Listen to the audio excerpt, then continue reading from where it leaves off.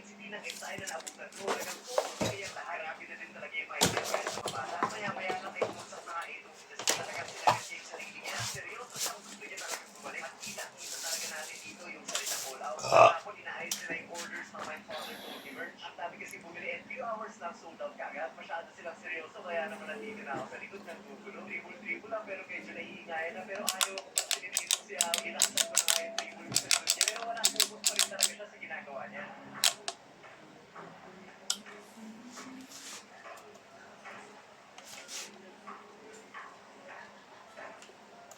Matibay talaga. Yan ang nakapokus talaga sa ginagawa. Dahil hindi natin mag-fluence si Awit, doon na tayo pumunta sa kung ano talagang message natin sa video na to. Sabi na sa 119 verse 133, kahit may steps by your work, so I will not your workout.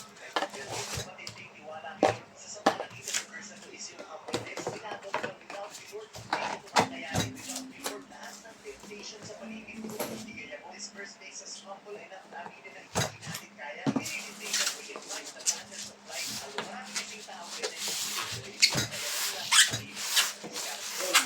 Oh.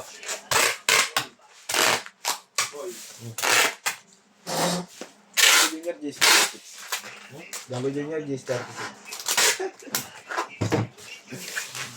Kumaw. T1 LG2.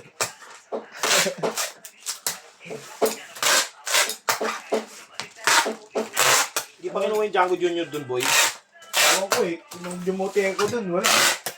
Ewan ko kumukuha eh. Ben. Ay di, nakuha mo ni Kahit yun eh. Yung libo lang. Kulang pa ng 150. Okay lang, kinuha yung mukha ko boy. Yung tukado yung customer, sabi ni Carla. Hindi, 3,350. Malinis. Ito ako. Pakauligan mo to eh. Ay,